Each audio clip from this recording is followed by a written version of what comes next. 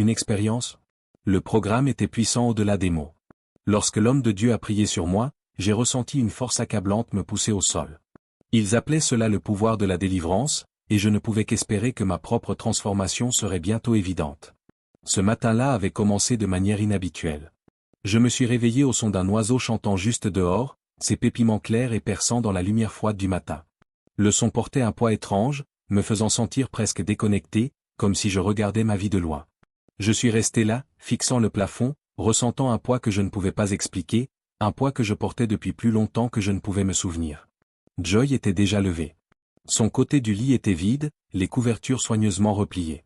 Je l'entendais dans la cuisine, fredonnant doucement. C'était un air familier, mais à cet instant, il semblait résonner de quelque part de loin. 13 ans. C'est le temps que nous avions passé ensemble, du moins c'est ce qu'elle disait. Pourtant, ce matin-là, il y avait une ombre sur mes souvenirs, une brume s'enroulant autour des bords de tout ce que je pensais savoir. Je me suis levé lentement, sentant chaque mouvement comme si c'était la première fois. Mon reflet me regardait dans le miroir de la salle de bain, un homme que j'aurais dû connaître par cœur, mais que je ne reconnaissais pas. En me brossant les dents, des éclats de quelque chose d'autre ont traversé mon esprit, le visage d'une autre femme, des yeux sombres remplis de chaleur, un nom au bout de ma langue. Yabo. Je me suis arrêté en plein brossage, le cœur battant. Qui était Yabo?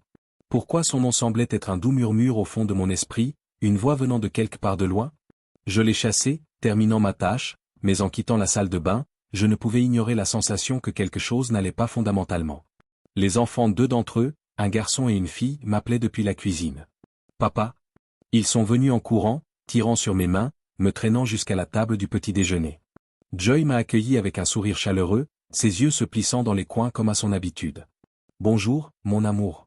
Je lui ai souri en retour, ou du moins j'ai essayé, mais ma poitrine était serrée. Elle me regardait comme si elle avait parfaitement le droit de le faire, comme si c'était normal. Et c'était, n'est-ce pas? Mais voilà que ce nom revenait, inopiné, de quelque part au plus profond de moi. Yabo. Je ne pouvais pas me souvenir de son visage clairement, mais je savais qu'elle était importante. Quelqu'un à qui j'avais tenu à cœur? Tu vas bien? La voix de Joy a traversé ma brume, ses yeux scrutant mon visage avec inquiétude. J'ai cligné des yeux, réalisant que je devais la regarder sans vraiment la voir. Oui, ça va, ai-je répondu, forçant un sourire. Mais ce n'était pas le cas. La brume ne se dissipait pas, si quoi que ce soit, elle devenait plus épaisse. Je ne comprenais pas pourquoi ces éclats venaient maintenant, après toutes ces années. Ou pourquoi la femme en face de moi de ma femme, supposément, ne me semblait plus être une étrangère. Plus tard ce matin-là, après que les enfants soient partis à l'école, le barrage a finalement cédé. J'étais dans le salon, feuilletant un vieux album photo, cherchant désespérément quelque chose pour donner un sens à ces sentiments. Il y avait plein de photos de moi et Joy, des vacances, des rassemblements familiaux. Mais aucune ne semblait correcte. Mon propre sourire semblait forcé, comme si je faisais semblant d'être quelqu'un que je n'étais pas. Et puis, un souvenir m'a frappé fort, presque me coupant le souffle. Je me suis souvenu d'une autre femme. Pas Joy. Une femme avec un rire chaleureux, sa main dans la mienne, la lumière du soleil dansant dans ses cheveux. Je pouvais presque sentir le toucher de ses doigts sur ma peau, entendre sa voix dans mon oreille, disant mon nom. Yabo. Je me suis levé du canapé, la tête tournant.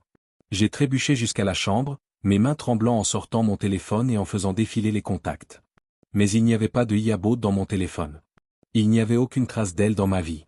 C'était comme si elle avait été effacée, gommée de mon existence. Mon cœur battait la chamade, mes paumes trempées de sueur. Est-ce que j'avais tout imaginé? Michael? La voix de Joy flottait dans le couloir, me ramenant au présent. Elle se tenait dans l'embrasure de la porte, un pli inquiet entre ses sourcils. Qu'est-ce qui ne va pas? Tu es pâle comme un fantôme. Je n'ai pas répondu tout de suite. Je l'ai juste regardé, vraiment regardé, et pour la première fois, j'ai ressenti quelque chose qui ressemblait à de la peur. C'était bien ma femme, n'est-ce pas? La mère de mes enfants? Mais pourquoi avais-je l'impression que mon cœur murmurait le nom de quelqu'un d'autre? J'ai besoin que tu me dises quelque chose, ai-je dit lentement, ma voix à peine un murmure. Est-ce que tu te souviens comment on s'est rencontrés? Elle a cligné des yeux, clairement surprise. Bien sûr.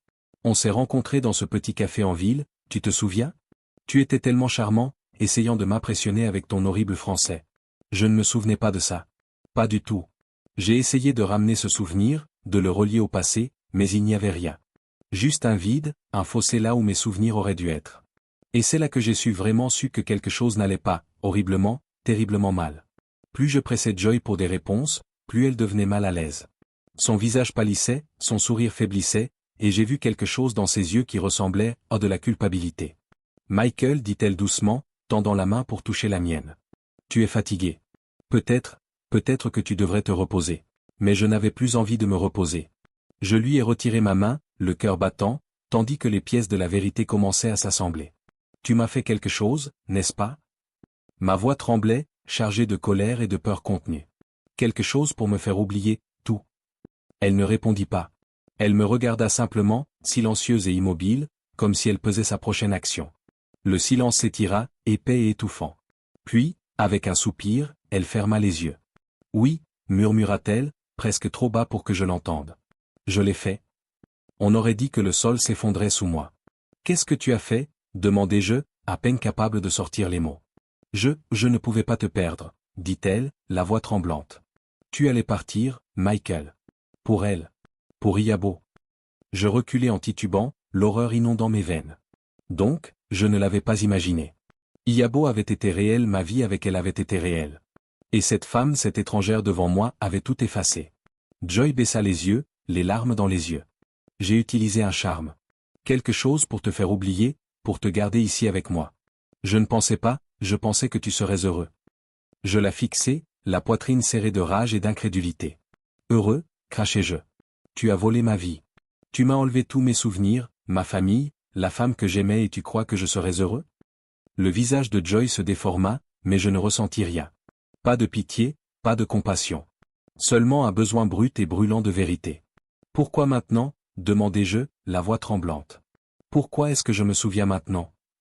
Elle avala sa salive, détournant le regard. J'ai arrêté d'utiliser le charme, murmura-t-elle. Après toutes ces années, je pensais que tu serais enfin à moi. Alors j'ai arrêté.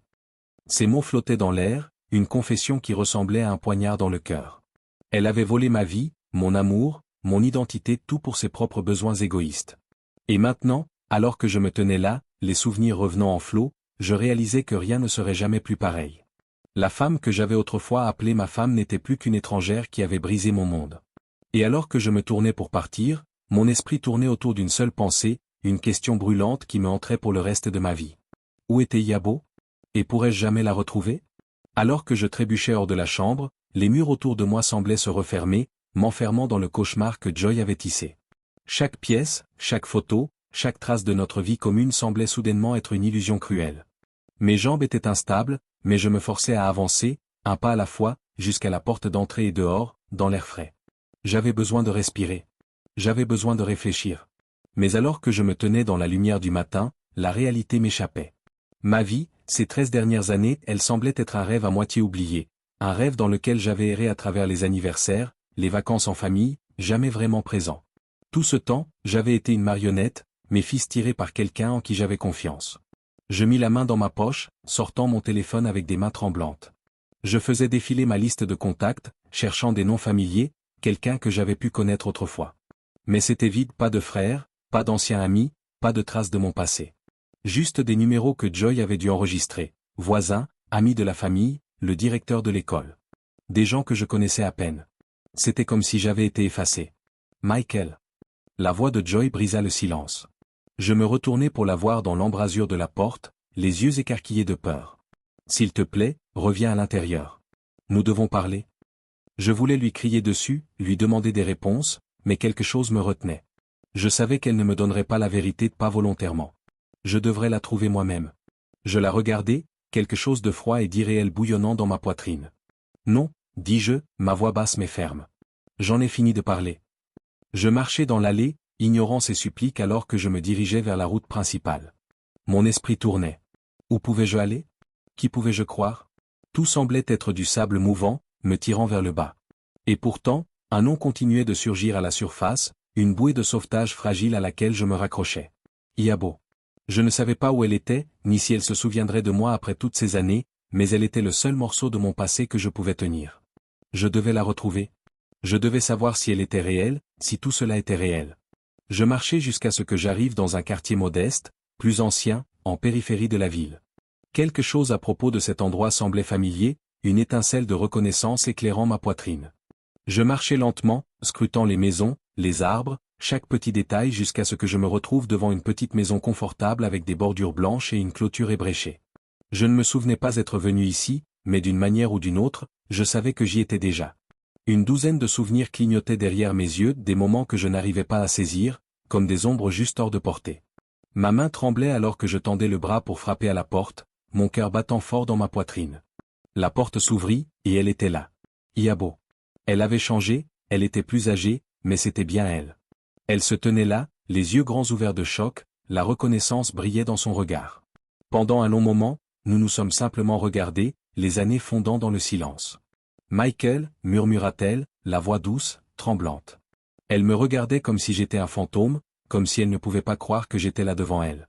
Iabo, soufflai-je, à peine capable de contenir la tempête d'émotions en moi. C'est moi. Sa main vola à sa bouche, les larmes montant dans ses yeux. Elle recula, comme si elle essayait de reconstituer les fragments de notre passé.